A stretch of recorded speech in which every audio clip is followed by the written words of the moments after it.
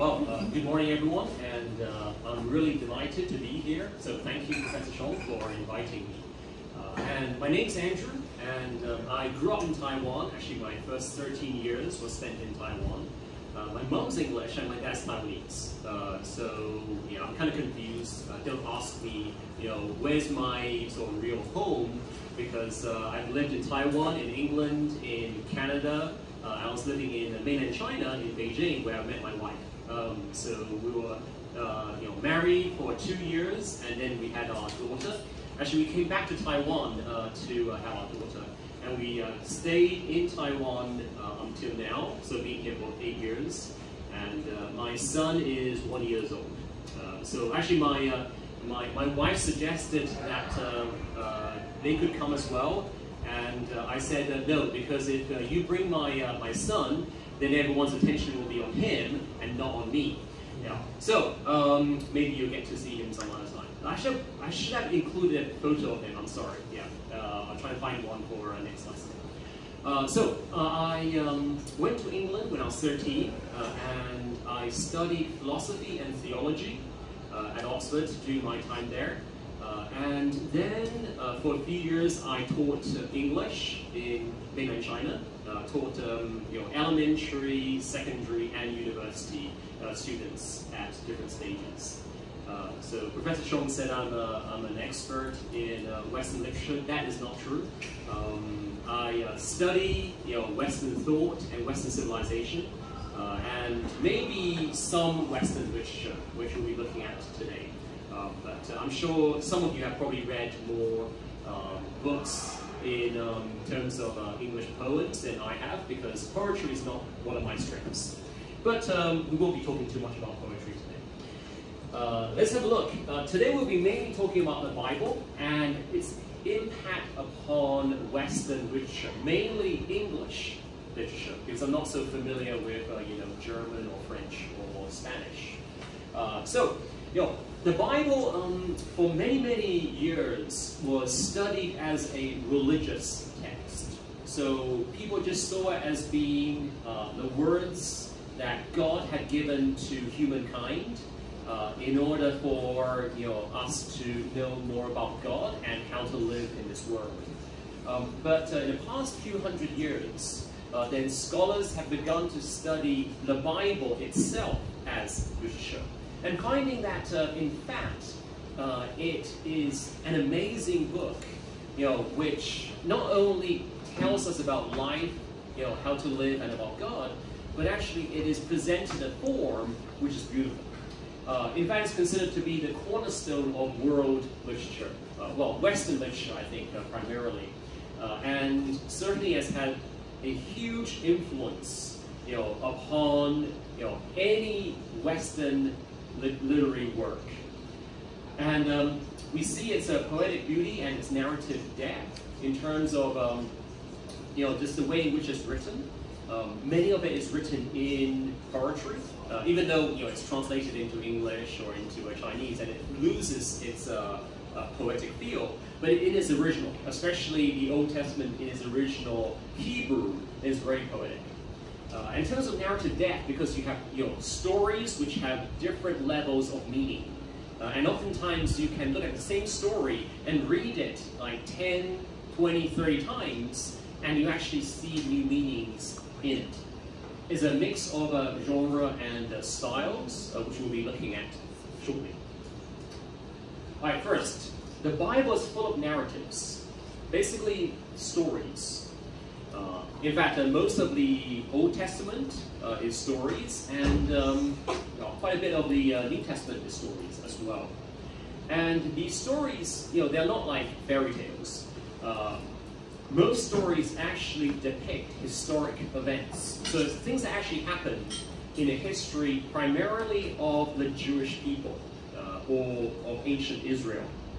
And it's written in narratives, and one thing about narratives is that it actually helps provide what's called insight into human psychology. What I mean is that you read about the lives of other people, and by reading about other people, you understand yourself better. And in fact, you also understand human nature better. So sometimes you might read as story in the Bible and you ask, why is this story here? Well, part of it is because it reflects human nature. It's what human beings are like. And so the Bible actually tells us a lot about it. And some stories are there in order to help us get an understanding of good versus evil. So help us to look at decisions that people have made and the consequences of those decisions. It helps us to make better decisions. Poetry. The Bible is full of poetry. It uses vivid imagery and metaphors. So it talks about love like the river, or love like the sea. It talks about mountains and hills as symbolizing aspects of life. It uses animals to represent human beings at times. And it reflects a range of human emotions. So in the Bible, especially through poetry, then one good thing about poetry is that you can express love and hate. You can express anger and like and dislike. You can certainly express sadness through poetry. And if you see the Psalms, then it's full of hymns, praise, thanksgiving to God, but also what's called laments. Laments are when you're really, really sad. When you're crying, when you're grieving, when someone's dying or dead, then you might sing a song of lament, expressing your sadness.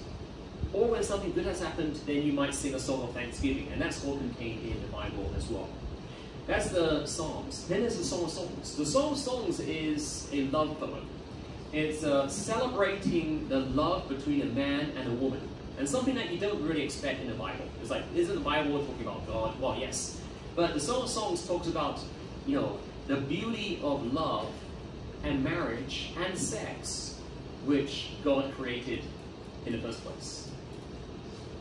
Wisdom literature.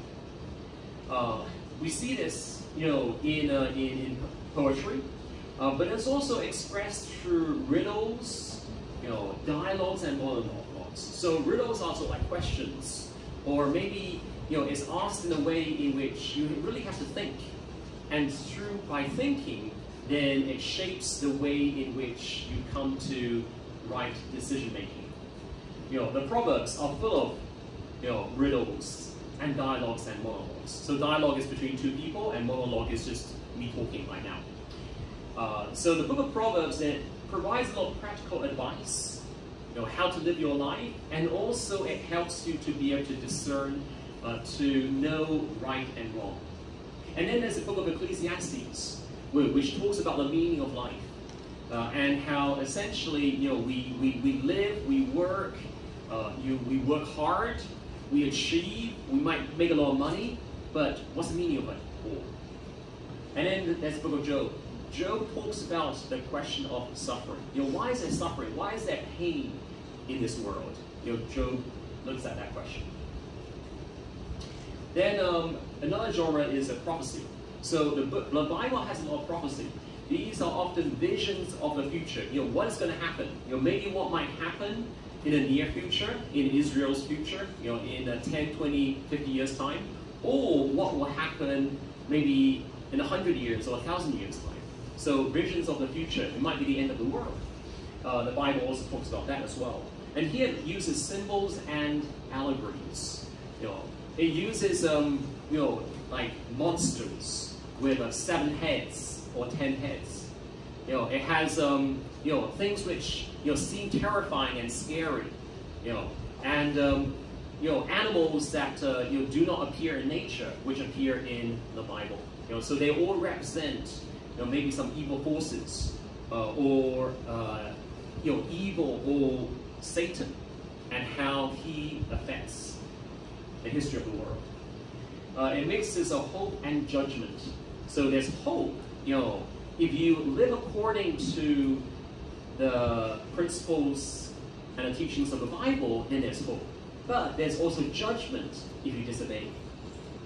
And prophecy has been subject of interpretation for centuries. The books like Revelation, people have been arguing about, for hundreds of years. All right, let's look at the Bible's influence on Western culture. So how has the Bible influenced, Western culture past actually 2,000 years?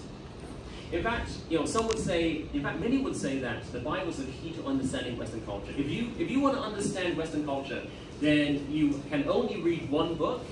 My suggestion would be, it's not the complete works of Shakespeare. I mean, that's good, but the Bible would actually help you understand Western culture more than any other Western book.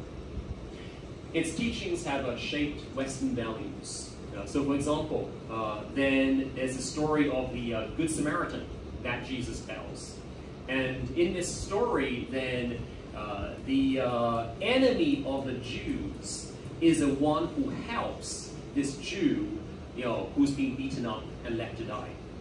And so, through the story, then there's this principle that we should help other people, even if we don't like them, even if they're our enemy.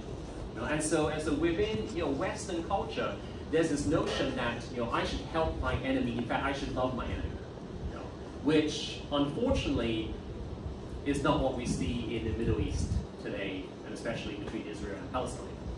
But we see that in countries like, for example, South Africa, in places like Rwanda, where there was huge hatred, and fighting between different ethnic groups. But then in the end, they decided that we will forgive our enemy. And that actually resolved conflict, actually just in the past like 20, 30 years. All right, in art, Leonardo da Vinci, one of his famous paintings is that of the Last Supper. Michelangelo, he painted the Sistine ceiling in the, which is in the Vatican. It's a depiction of Genesis. And in the music, some of the most famous composers like Bach or Handel, their music was very influenced by the Bible, especially Bach. Also Beethoven as well, and Mozart. They also composed holy music which was based upon stories in the Bible, especially about Jesus. Then there's the law, 10 Commandments. The 10 Commandments have shaped law within Western civilization. And then education. The first universities in Europe, the University of Sorbonne, Paris, Oxford and Cambridge, Harvard, Yale, Princeton, were all founded as Bible colleges, or shall we say seminaries, to train pastors. Then the Bible also influenced social movements, like, for example, the abolition of slavery. Why was it that Western people, especially the British, decided one day to give up their slaves and make it illegal? It's based on teachings in the Bible. And then there's a calendar. Why do we celebrate Christmas and Easter in the West? And I mean, in Taiwan as well, we also celebrate Christmas. And it's also because of the story of Jesus. Christmas celebrates the birth of Jesus. Easter celebrates the death and resurrection of Jesus. So, actually, the calendar in the West is very much influenced by festivals and events in the Bible. All right, let's have a look at the Bible. It's history. Starting from antiquity, starting from like 2,000, 3,000, 3,500 years ago. The Old Testament is essentially a collection of books which tell us about the beliefs and the history of ancient Israel. So things that happened roughly about 3,000 years ago, up to 3,500 years ago, and 2,500, 2,400 years ago. So that kind of period, I mean, it's very, very old. It predates Western civilization. Ancient Israel was way before ancient Rome and ancient Greece. But then, in the 1st century, that's when the writings of the New Testament start to emerge. And the New Testament, is primarily about the life and teachings of Jesus and of his disciples, which become the early church. So it all happens in the 1st century AD, almost 2,000 years ago. Then Christianity, starting from Jesus and his disciples, starts to spread throughout the Roman Empire. And in fact, even though it's persecuted, the Romans didn't like the Christians at first, but then eventually, it becomes the state religion of Rome. But then the Western Roman Empire, so into the medieval period, the Western Empire then falls in the 5th century. They are conquered by what's called barbarians, also Goths, Visigoths, etc. But even when the Roman Empire in the West falls, so there's no central government, the church becomes the unifying institution in Europe. So throughout Europe, then by this time, Christianity has spread, and they continue, to listen to the teachings of the church, and especially, the teachings of the bishop in Rome. And so then the church effectively becomes the kind of like unifying government of the Western Roman Empire that's now fallen. And the monks are the ones who preserve literature, ancient Greek literature, ancient Roman literature, and of course, ancient, Jewish literature. They're the ones who preserve the Bibles. It's written in Latin. It's called the Vulgate. But also during this time, then the teachings of the Bible became combined with Greek philosophy. So like Plato, Aristotle, etc., then their thought became combined with the thought of the Bible to produce what's called theology. So when I was at university, I studied theology, and part of it was actually studying Plato, Aristotle, and also how they then influenced teachings in the Bible to become a Christian philosophy itself. Okay, into the Renaissance and Reformation. So we're talking about roughly 14th, 15th century. And in the 15th century, that's when the printing press was invented, and the Gutenberg Bible became the first mass-produced book in the world. So the printing press had printed other books, but the Bible was the first one that mass-produced. And so now, you had the Bible available, to thousands and thousands of people throughout Europe, which hadn't happened before. Then with the 16th century, that was the Reformation, and with Martin Luther, who emphasized the principle, it's in Latin called sola scriptura, scripture alone, or Bible alone.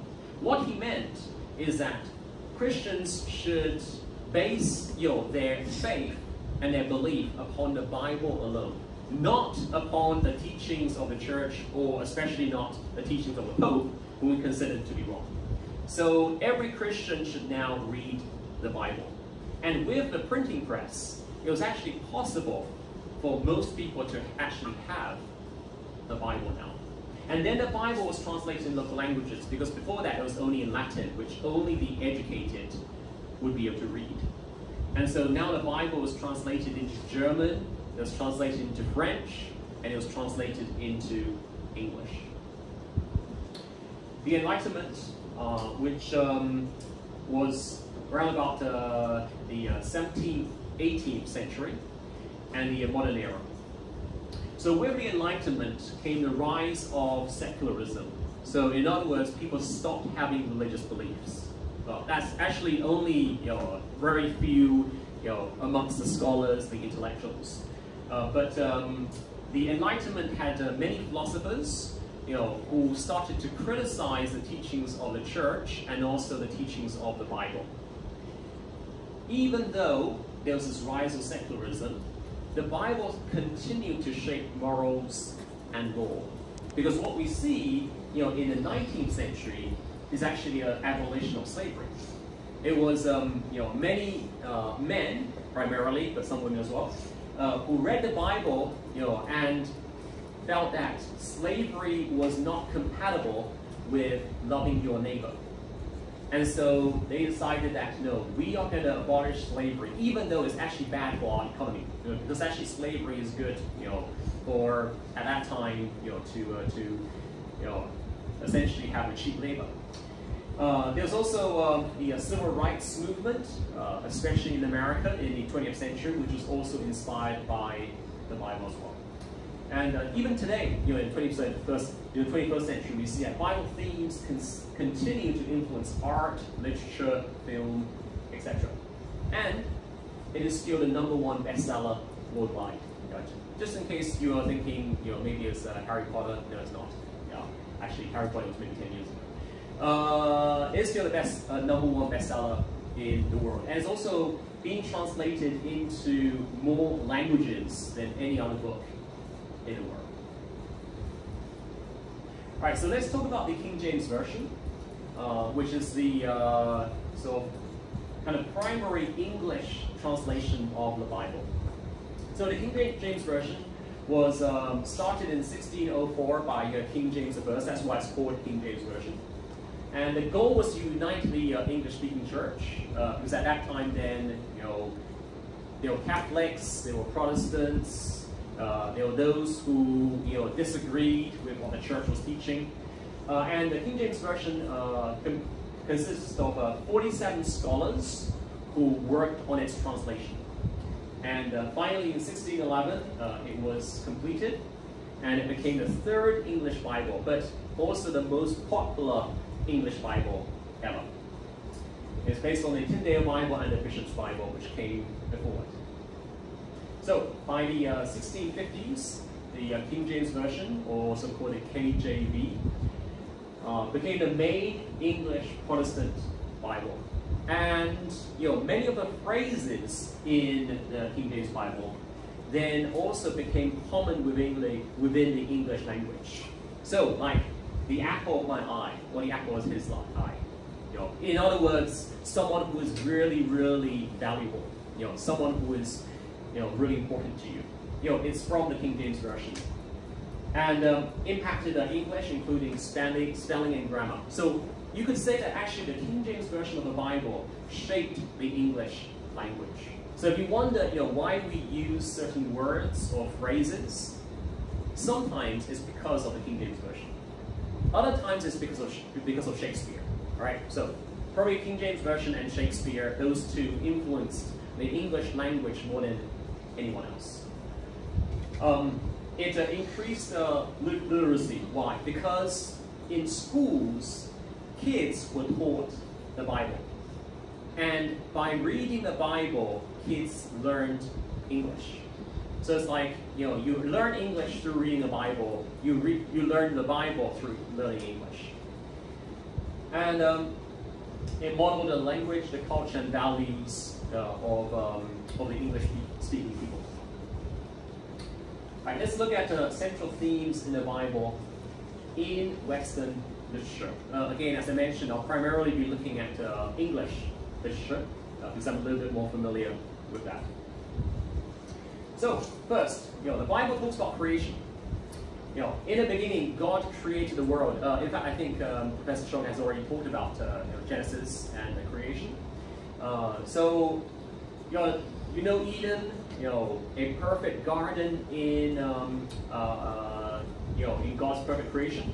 And what it symbolized? It symbolized innocence and harmony. So innocence in terms of, at that time, the man and the woman had not sinned, they'd done nothing wrong, and also they lived in harmony with the animals and with nature. And we see this image of Eden as this sort of like perfect garden reflected in English poetry. For example, in William Wordsworth, his poetry, a lot of times the way in which he describes nature, it really seems to be describing the Garden of Eden. And he was living at a time of the Industrial Revolution, and he hated the factories in England. The pollution, the noise, and he just thought it was ugly. And so he loved nature. He loved the trees, the birds, the flowers, the fields. And so in many of his poems, then he writes about the sort of simpler pre-industrial times, when England was still beautiful. But the way in which he describes it actually feels more as if it's perfect and not just beautiful. So he considers nature to be the antidote to industrial harm. So, how can we overcome the harm that factories have produced? Well, we need to go back to nature. How can we escape, from the noise of the cities? You need to go into the countryside. And so, he talks about how the English landscape, how it is a return to innocence. It's almost as if the cities are evil and sinful and corrupt, and you go into nature, in order to somehow, save your soul. And the countryside becomes a spiritual refuge, especially for Wordsworth. It's a place that offers healing and reconnection, with yourself and with creation.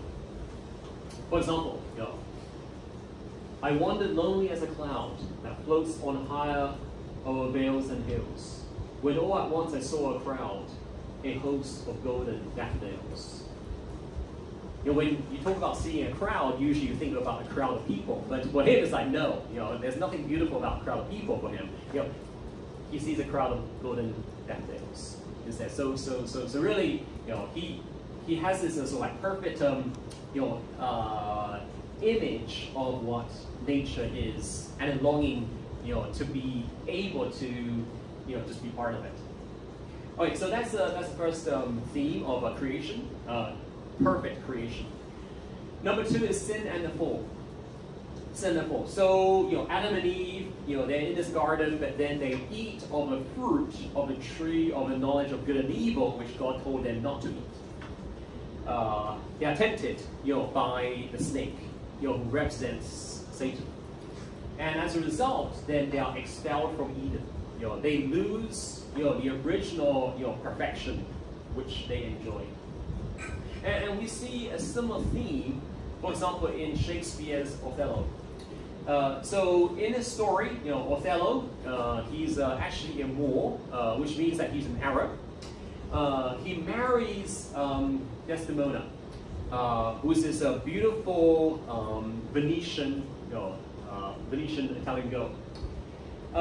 However, there's this other man called Iago. He is really envious of Othello, and so he tries to destroy him.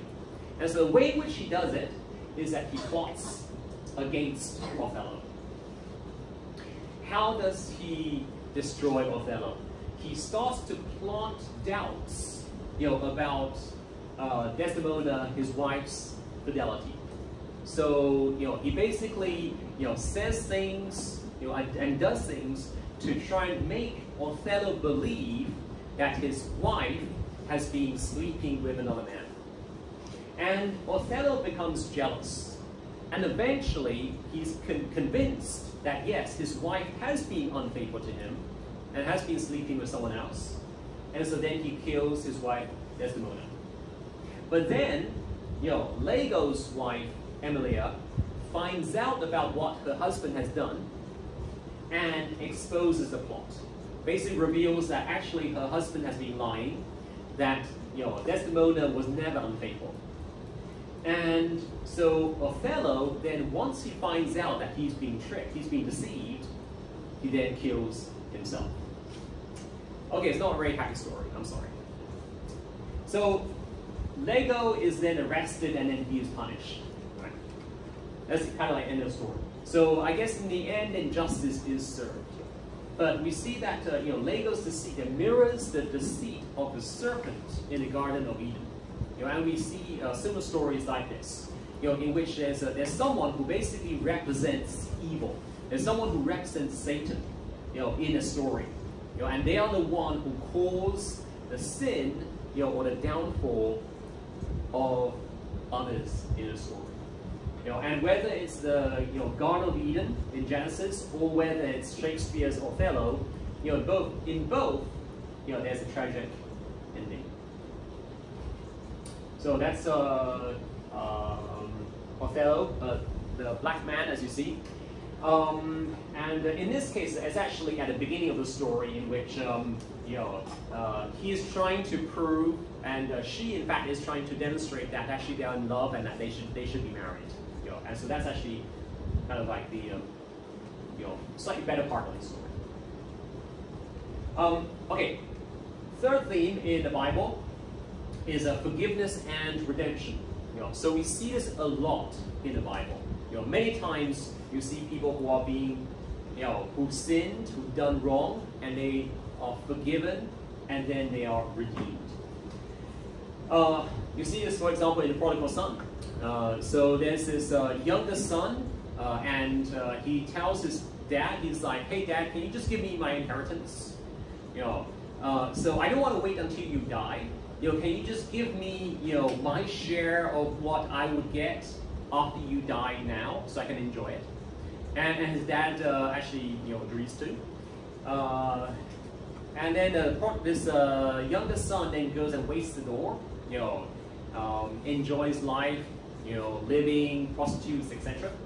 And so he finished, all the money that his dad has given him, and then all he can do is feed pigs, which because he's a Jew, and so pigs are unclean. So to be feeding pigs is like horrible. But then he suddenly remembers that, hey, my dad, he's like really kind to his workers. So maybe I could go back to my dad and say, "Hey dad, can I become one of your hired men? Can I work for you?" And so he goes back, and then his dad sees him in the distance, and then runs out to him. And then he starts to tell his dad, says, "Dad, I'm so sorry, I've sinned against you, and I've sinned against God. I'm not worthy to be your son anymore. Please make me, your one of your hired men." And then his dad doesn't wait for him to finish it. He flings his arms around him, he hugs him, and he says, "Bring the best robe, bring a ring, put it on his finger, and then kill the fattened calf. We are going to have a party because my son has come back." So for the dad, he's like, "I don't care what you've done. What's important is that you've come back, and I love you." So you see the same story in the Bible. In like St. Paul, for example, he persecuted Christians. He tried to get rid of Christianity, but then eventually he himself becomes a Christian, and then preaches the gospel of Jesus throughout the Roman Empire.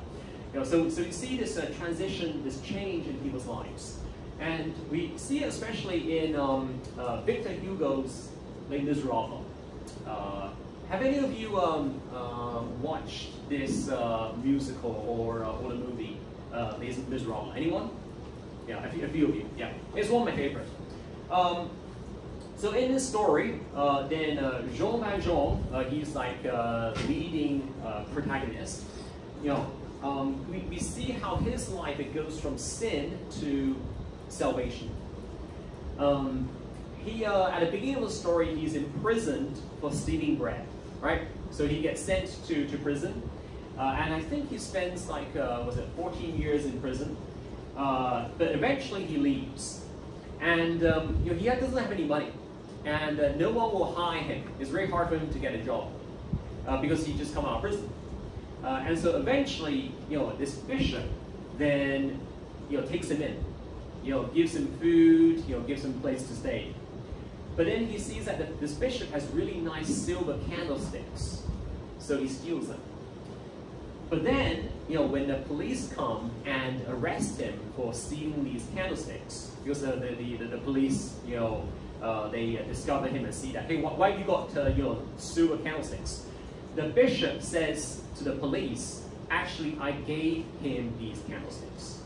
So even though he'd actually stolen them, the bishop covers up his crime. And so Jean Valjean, because of this kind deed that the bishop does for him, then he changes his life. And he decides that, he's going to, live for good. So he then, later on, he becomes a very successful businessman. And in fact, he becomes the mayor of the city. A lot of other things happen after this. But essentially, we see that, even as mayor and as businessman, he doesn't forget, where he came from. And so, and again, he sacrifices himself for other people. Okay, that's the beginning of the story, in which the bishop then gives the candlesticks to Zhou Manzhong. Well, actually, he says to him that, oh yeah, I gave these to you in the first place. You know? And in fact, you forgot one of them, and so he actually gives him one that he hadn't been given, he hadn't stolen before. All right. Okay, number 4, sacrificial love. We see this in stories like A Tale of Two Cities by Charles Dickens. You know, anyone read The Tale of Two Cities by Charles Dickens? Anyone? No one. You have to read it. Yeah, it's really good.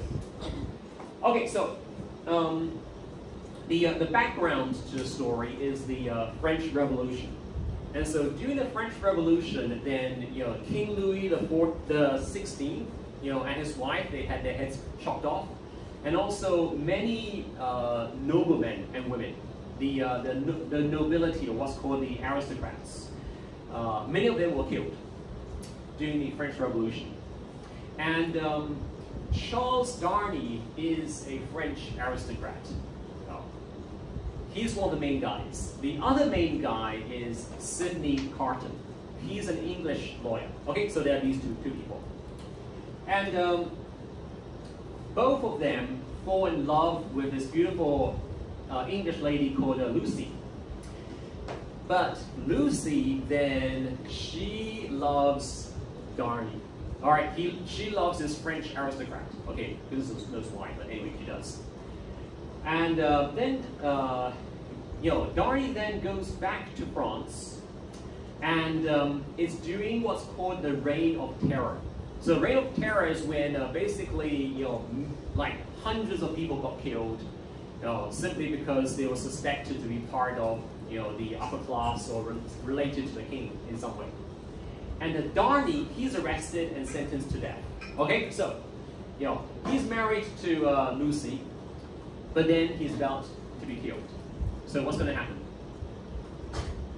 So Carton, you'll remember the other guy, the English lawyer who actually loves Lucy. He actually comes up with a plan to save Darnay. So hey, Darnay, is is his rival. Okay, in a sense, he's his enemy. Because he got his woman. All right, but Carton decides that he's going to save Darnay. And so how does he do it? He goes into Darnay's prison, he drugs him, and so Darnay then falls asleep. And because actually Carton and Darnay, they look really alike. They look just like. And so then Carton, then he switches places with Darnay. He puts on his clothes and everything. Yeah? And so then, people think that, Carton is Darnay. And so then Carton is executed in Darnay's place. Carton becomes the one who gets his head chopped off. Why? This way, then Darnay is able to continue being happily married to Lucy. And it's because, Carton loves Lucy so much that he is willing not just to die for her, but die for her husband, who was his rival. So, in this story, we see a reflection of Christ's sacrifice for humanity. In a sense, then Carton becomes a bit like Jesus Christ, in dying for his enemy. All right, so this is A Tale of Two Cities. A tale of people having their heads chopped off. Okay, so you have to read it. Okay. Number 5, liberation. This theme is also, it's a very important theme in the Bible, especially, we see it in the book of Exodus, which is when the Israelites, they were slaves in Egypt, and then God rescues them, from Egypt, and then takes them into the promised land. And Moses is the one who is chosen to lead the Israelites. He's also called the Prince of Egypt.